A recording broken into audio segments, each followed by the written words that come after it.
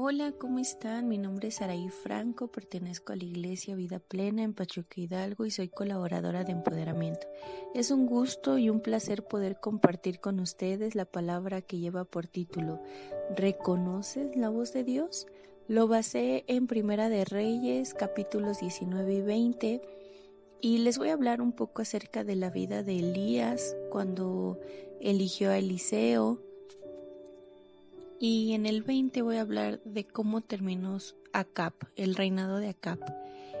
Bueno, para comenzar me gustaría explicarles un poco lo que era la labor de un profeta en el Antiguo Testamento. Como bien sabemos, el pueblo de Israel y los reyes no podían tener un acercamiento con Dios como lo podemos tener ahora a través de su Espíritu Santo. Entonces, para poder escuchar la voz de Dios tenían que acudir a los profetas y a ellos se les daba la revelación y ya lo comunicaban al pueblo de Israel o a los reyes. En este caso, Elías, como ya lo sabemos y si no, era un profeta que era grandemente utilizado por Dios, respaldado por Dios, y él mató a 400 profetas de Baal que estaban bajo la cobertura de Jezabel, y esto provocó que ella tuviera ira y lo amenazara de muerte. Él se encontraba en una situación de persecución, de peligro de muerte. ¿Alguna vez te has sentido tan desesperado que no ves la salida? Pues algo similar le estaba pasando a este profeta. En el capítulo 19, versículo 3 nos dice: viendo el peligro, se levantó y se fue para salvar su vida. Él salió rumbo a Berseba. Ahí fue donde dejó a uno de sus sirvientes y él siguió su camino hacia el desierto. Después de caminar por un día, se sintió agotado y decidió descansar debajo de un enebro. Antes de ello vino desánimo, gran desánimo en él, y le pidió a Dios que le quitara la vida. Después de esto él se quedó dormido y apareció un ángel de Dios y le dijo: come, porque tu camino es largo, o el camino que te espera es largo. Él estuvo caminando por 40 días y 40 noches y se metió a una cueva. Estando en la cueva, en el versículo 11, él le dijo: sal fuera y ponte en el monte delante de Jehová. Y aquí Jehová que pasaba, y un grande y poderoso viento que rompía los montes y quebraba las peñas delante de Jehová. Pero Jehová no estaba en el viento. Y tras el viento un terremoto, pero Jehová no estaba en el terremoto. Y tras el terremoto un fuego, pero Jehová no estaba en el fuego. Y tras el fuego un silbo apacible y delicado. Y cuando lo oyó, Elías cubrió su rostro con su manto y salió y se puso a la puerta de la cueva. Y he aquí vino a él una voz diciendo: ¿qué haces aquí, Elías? Y es muy curioso porque Dios le preguntaba que qué estaba haciendo ahí. Dios es soberano y Él conoce toda la intención de nuestro corazón y nuestras acciones o actitudes que tenemos, pero era una manera de reflejar, de decir: ¿acaso yo te he mandado a este lugar? ¿Por qué estás aquí?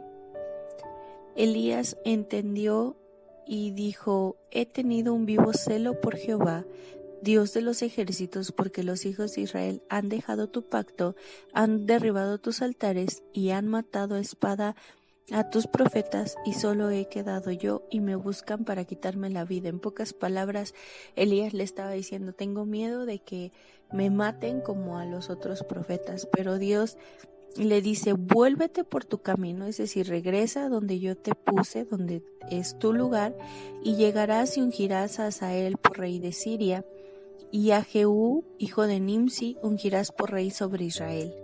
Y a Eliseo, hijo de Asafat, de Abel Meola, ungirás para que sea profeta en tu lugar. Y entonces dice que él regresó al lugar donde estaba o donde Dios le había mandado por el desierto de Damasco, y dice que halló Eliseo al hijo de Safat, que araba 12 yuntas delante de sí, y la última, pasando Elías por delante de él, echó sobre él su manto.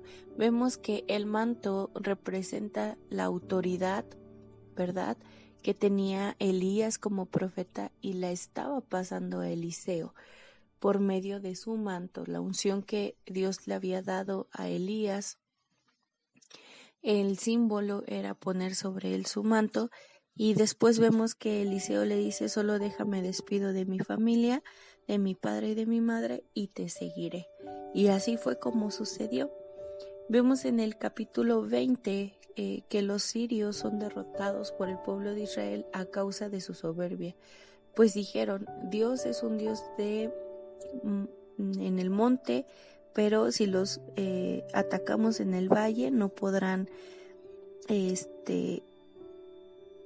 derrotarnos, o más bien decían que no podían derrotar a los sirios, ¿no? Entonces Dios les da la victoria de nuevo al pueblo de Israel a causa de la soberbia de los sirios, y Acab hace un convenio o un pacto con Ben-Hadad, que era el rey de los sirios, y después dice que un profeta se acerca a él y le pide a uno de sus compañeros que lo hiera para que por orden de Dios, y él le dijo: no te voy a herir, y dijo: bueno, a causa de que no me has herido, un león te va a comer, y así sucedió.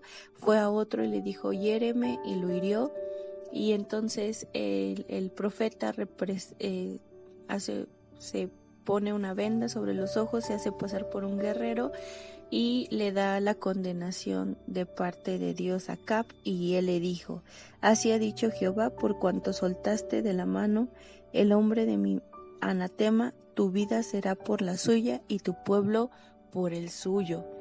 Entonces aquí lo que le estaba diciendo, que había dejado ir al hombre que Dios ya había destinado para acabar con su vida, que era Ben-Hadad, y en el lugar de Ben-Hadad iba a quedarse Acab, y pues estaba condenado a muerte.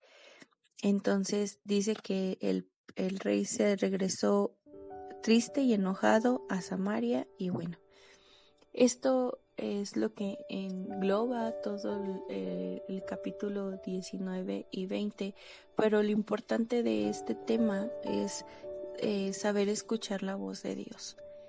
Vemos que el profeta Elías, al momento de estar en el monte y presentarse delante de la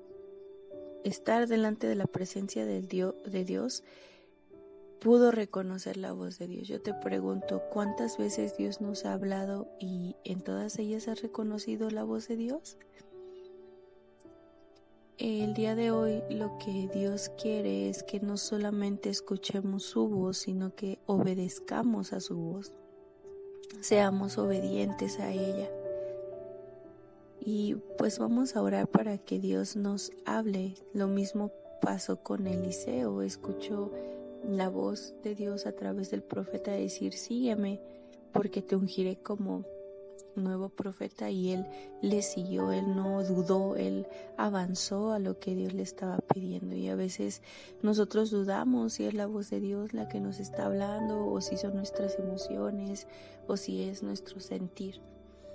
Pero yo te pido en esta hora que cierres tus ojos ahí donde estás, y vamos a orar para que Dios pueda abrir nuestros oídos espirituales a su voz, y podamos tomar las decisiones no bajo nuestra prudencia, sino bajo la dirección de Dios. Todo lo que Dios nos pide es nuestra obediencia. Es una de las cosas más importantes que Dios le pide a su pueblo, que sea obediente, porque cuando nosotros somos obedientes a Dios, nos está librando de algunos males o, por ejemplo, como lo hizo con Elías, de persecución. Vamos a orar. Padre, te damos gracias por este tiempo, Señor, porque tú eres bueno y misericordioso, amado Dios. Gracias, Padre, por la palabra que diste hoy, Señor. Pero te pido, Padre, que sensibilices nuestro oído, Señor, nos hagas sensibles, Padre, a tu voz, Señor, que podamos reconocer, Señor, cuando tú nos estás hablando, Padre, y ser obedientes a ella, Padre. Sé que no es fácil a veces, Señor, distinguir dónde está tu voz, Padre, pero ayúdanos a tener un corazón, Padre, genuino contigo, bendito Dios, donde sepamos que eres tú, Señor, el que nos habla directamente, Padre. Pon paz en nuestro corazón, Señor, cuando sea tu voz, Padre. Y abre nuestros oídos espirituales, Señor, para caminar conforme a tu voluntad y a tu propósito, bendito Dios. El día de hoy te clamamos, Señor, por aquellos que están en una lucha, Señor, para saber si es tu voz, Padre, o son sus emociones, Señor. Yo te pido, Padre, que tú puedas dar señales, Señor, para que ellos puedan entender que eres tú hablándoles, Señor, y que hagan lo correcto, Padre, para hacer lo correcto delante de tu presencia, Señor. Toda la honra y toda la gloria sea para ti, amado Dios, en el nombre de Cristo Jesús. Amén. Que tengas un bendecido día. Agradecemos tu atención. Ayúdanos a seguir siendo un medio de bendición para los demás. No dejes de seguir nuestras redes sociales y comparte con tus familiares y amigos. Seguramente alguien necesita una palabra de bendición este día. Gracias.